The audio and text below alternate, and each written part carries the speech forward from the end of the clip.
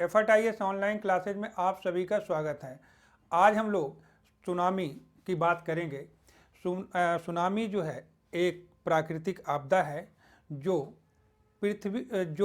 समुद्र के आंतरिक भाग में अचानक भूकंप के आने से वहाँ के जल स्तर ऊपर उठकर सतह की ओर चलता है, उसे हम सुनामी कहते हैं। तो कुछ इस तरह से आप देख रहे हैं कि ये हमारी पृथ्वी है और इस पृथ्वी पर बहुत सारी प्लेटें हैं। जो प्लेट्स की पहले भी हम लोग बात करें, अब ये ओशनिक और ये आप ओशनिक प्लेट और एक कॉन्टिनेंटल प्लेट हैं, ओशन। अब इसके अंदर जो है अचानक जब ये प्लेटें कोलाइड करती हैं, टकराती हैं, तो उस क्षेत्र में हलचल मचती है और जिससे वहाँ का जल स्तर बहुत तेज़ी से ऊपर उठता है और ये जो है कोस्टल एरिया, तटीय क्षेत्र की ओर जाने का प्रयास करता है। कुछ इस तरह से देखें आप, जल स्तर ऊपर उठ रहा है। ये इमेज आप देखो, एक कोस्टल एरिया की तरफ लहरें या वेव्स जो है हमारी तरंगे जा रही हैं। अब ये कोस्टल एरिया को टच कर रही पूरी तरह से और धीरे धीरे आप देखोगे कि ये जो है क्षेत्र जो जल स्तर से पूरी तरह से डूब जाएगा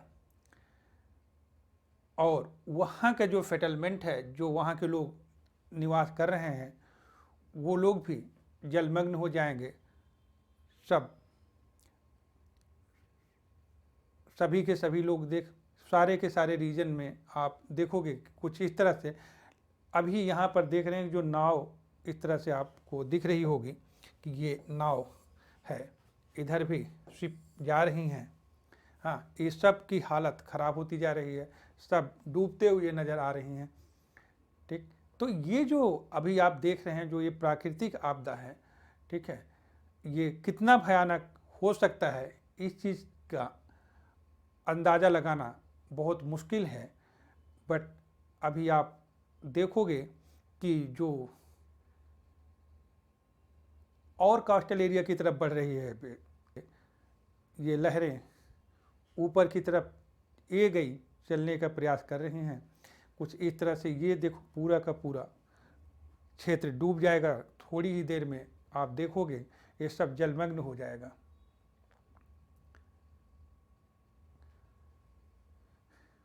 कुछ इस तरह से जो अभी आपने देखा कि इस तरह से जब सुनामी आती है तो कुछ इस तरह से चीज़ें आपको देखने को मिलेगी।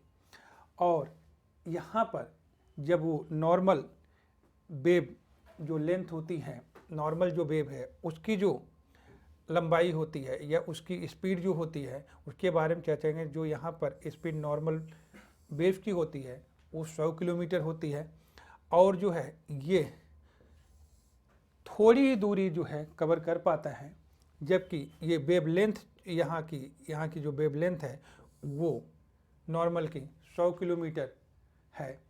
और जबकि यहाँ पर अगर हम देखते हैं जब सुनामी आ जाती है तो यहाँ 100 किलोमीटर थी, वहाँ पर 700 किलोमीटर पर आवर की स्पीड से वेव्स चल रही है, तरंगे चल रही हैं। और यहाँ पर ये इस कंडीशन में ये लॉन्ग जो है डिस्टेंस को कवर कर रहे हैं कंपैरेटिवली इसके, और इसकी जो वेव लेंथ भी है वो भी ज़्यादा है, 150 किलोमीटर के आसपास है। तो कुछ इस तरह से नॉर्मल वेव्स और सुनामी वेव्स में ये डिफरेंसेस आपको देखने को मिलेगा। अब यहाँ पर वेव लेंथ की कुछ बात हम कर लेते हैं। ये जो क्रेस्ट है, जब वेव लेंथ के बीच के जो सबसे ऊंचा वाला क्षेत्र होता है, उसे जैसे कोई वेव चली और इसके जो सबसे ऊंचा वाला हिस्सा है इसे क्रेस्ट बोलते हैं। ये जो क्रेस्ट है, क्रेस्ट को रिंग और इसके नीचे वाले हिस्से को ट्रप जिसे गर्त बोलते हैं। ठीक, अब इनके मिड में इन दोनों के बीच की जो डिस्टेंस है, इस डिस्टेंस को ही वेवलेंथ बोलते हैं। अर्थात दो जो है टू जो क्रिस्ट है, इनके बीच की जो डिस्टेंस होती है उसे हम क्या बोलेंगे, वेवलेंथ। और यहाँ पर कुछ इस तरह से आप देखेंगे कि जहाँ पर अर्थक्वेक आया था समुद्र की सतह पर, वहाँ से ये जो जल स्तर था तेज़ी से ऊपर उठा था। जब जल स्तर उठेगा तो इसके आसपास का जो रीजन है वहाँ पर जल स्तर कम होगा और फिर ये सुनामी वेव्स के रूप में ये आगे कोस्टल रीजन की तरफ ये वेव्स जा रही हैं। तो फिर आप नेक्स्ट फर्स्ट फेज़ में आप इसी तरह से देखोगे। नेक्स्ट फेज़ में क्या होगा कि कुछ इस तरह से आपको दिखेगा कि ये जो है कोस्टल एरिया पर पहुँचेंगी और यहाँ पर इनकी जो वेवलेंथ है वो जो है डिक्रीज हो जाएगी। इनकी जो वेवलेंथ की लंबाई थी वो कम हो जाती है और यहाँ गहराई भी इनकी कम हो जाएगी, डेप्थ भी इनकी कम हो जाएगी और इनकी वेवलेंथ भी कम हो जाती है। लेकिन इनकी जो हाइट है, ऊंचाई इनकी वेव की बढ़ जाती है और ये देखोगे कि आप फ्लोर नुमा दिखेंगे। आप यहाँ पर देखोगे कि पूरे जल स्तर एक दीवार के ऐसे एक लेयर बाय लेयर आपको दिखेगा, तो लगेगा कोई वॉल खड़ी है, दीवार है, कई फ्लोर में आपको दिखेगी। तो इस तरह से आगे नेक्स्ट फेज में हम देखेंगे कि थर्ड फेज में अब जो है ये जो सुनामी है, जो वेव्स है, ये कोस्टल एरिया को हिट कर रही, पहुंच रही वहाँ पर। और ये जो है सिंगल वेव्स में नहीं होती, सुनामी जो वेव्स होती है सिंगल नहीं होती हैं, बल्कि ये क्या होती हैं, मल्टीपल वेव्स में होती हैं। और यहाँ पर 4 to 8 वेव्स जो है के रूप जब में आती हैं तो ये बहुत ही मोस्ट जो है डेंजरस हो जाती हैं, बहुत ही विनाशकारी हो जाती हैं। और ये जो है टाइम इनमें जो बीच में गैप होता है, एक वेव आने के बाद दूसरी जो वेव्स आती है उसमें 15 to 50 मिनट का गैप होता है। तो कुछ इस तरह से हम इसके बारे में समझेंगे। और नेक्स्ट लाइन में आप देखोगे कि वही पूरी पुरानी चीज़ें हैं कि जो अभी यहाँ पर एकदम सिंपल से लैंग्वेज में आप समझो यहाँ कि यहाँ पर अर्थक्वेक आया है। जैसे अर्थक्वेक आया तो वो समुद्र की सतह है, ऊपर जल भरा हुआ है, ये अपलिफ्टमेंट हो गया है जल, और यहाँ दोनों किनारों पर ये पानी जो है कुछ इस तरह से फैलना, मतलब चलना शुरू कर दिया।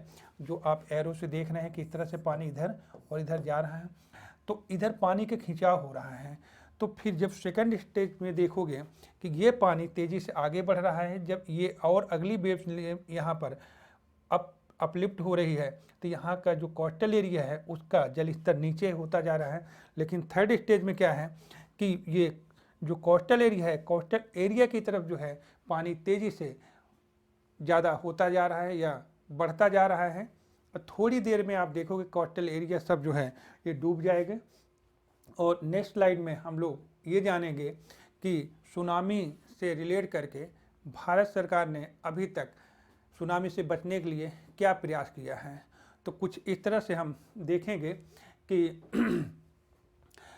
यहाँ पर ये एक जो है tsunami earlier warning system Bharat सरकार ने डेवलप कर रखा है। और ये जो है जब अर्थक्वेक आता है उसके 10 मिनट के अंदर ही हमें इन्फॉर्मेशन मिल जाती है, सूचना मिल जाती है अर्थक्वेक आ रहा है। और इस सिस्टम की ये यहाँ पर जो इन्फॉर्मेशन देती वो जो संस्था है उसका नाम है Indian National Centre for Ocean Information Science. ये under the Ministry of Earth Science के अंतर्गत आता है। ये जो है मंत्रालय है, ये प्री के लिए कभी कभी पूछा भी जा सकता है। और जो ये इंस्टीट्यूशन है ये हैदराबाद में स्थापित है। तो इसके बाद जो है सुनामी के बारे में 24/7 जो है, मतलब 7 दिन 24 घंटा जो है इन्फॉर्मेशन जो रियल टाइम बेसिस पे देती रहती है। तो ये इसी सिस्टम का काम है। और उसके बाद रियल टाइम जो है वहाँ पर कुछ एक सेंसर लगा है कि जो आपका जो ओशन है उस ओशन पर जो है जो जल स्तर का प्रेशर है उस प्रेशर को रिकॉर्ड करने के लिए एक सेंसर लगाया गया है। कुछ इस तरह से। तो हम लोग ने अभी ये देखा कि ये जो सुनामी है, सुनामी आप देखें कि 26 जनवरी 2004 को भारत में जब इंडोनेशिया के पास सुनामी आई थी तो पूरे भारत में भी बहुत जनधन की हानि हुई थी। तो कुछ इसी तरह से आप जापान में देखेंगे कि जापान में अक्सर सुनामी आती रहती हैं। तो ये समझ लो कि ये जो है सुनामी जो है एक भयानक प्राकृतिक आपदा है, और इसको ना तो हम कम कर सकते हैं, ना तो इसकी स्पीड को हम कम कर सकते हैं, बट हमें हमेशा ये कोशिश करना चाहिए कि हम कम से कम इससे जो होने वाली हानि है उसे हम कैसे कम कर सकें, बस इसके बारे में हमें सोचना चाहिए। Thank you.